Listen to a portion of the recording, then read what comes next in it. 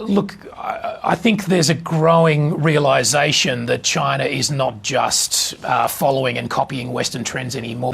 I think it has stolen a march on the United States and other Western countries.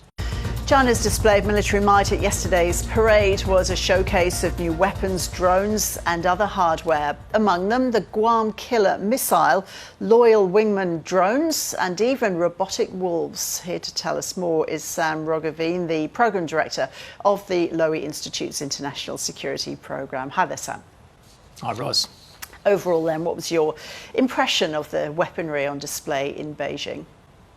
Well, unusual in the sense of its scale, but also in China's willingness to display equipment that is either still in prototype or early development stage, or only just entered service.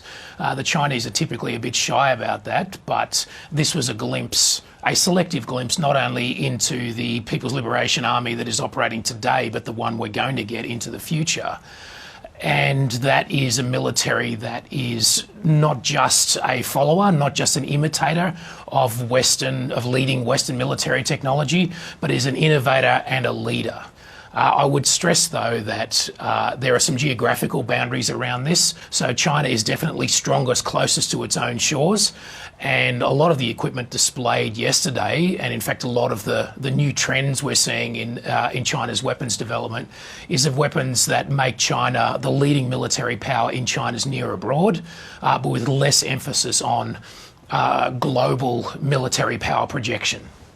Well, we highlighted a few of the weapons that were on display yesterday. Sam, let's start with the Guam killer. What's that?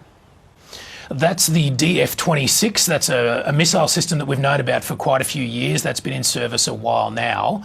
It's sometimes called the Guam killer because the island of Guam, where the United States has a heavy military presence. There's another version of that missile that's known as the carrier killer because it's a unique system in that it's a ballistic missile that can target ships when they're moving at sea. And so the main target there is American aircraft carriers.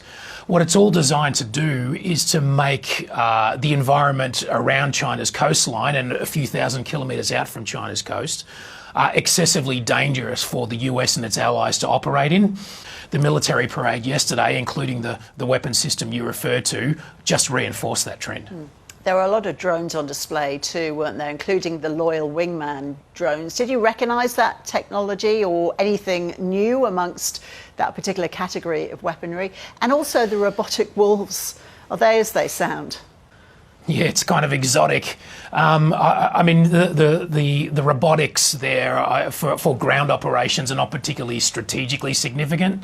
They're a slight novelty, but it's best to think of them as a kind of motorised pack horse, so designed to ferry injured personnel perhaps, or equipment or stores over difficult terrain where vehicles can't get in.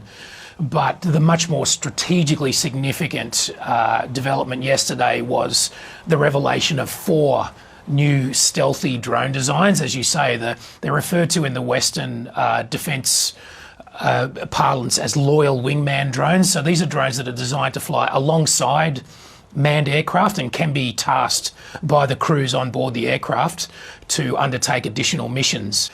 Some of the designs actually might even be true unmanned aerial vehicles which can perform complete missions on their own using either ground control or perhaps even using AI to make decisions and perform missions without direct command from the ground. So how cutting edge were the weapons on display compared to what the US and other Western nations have, Sam? Was there anything that you saw that really made you sit up?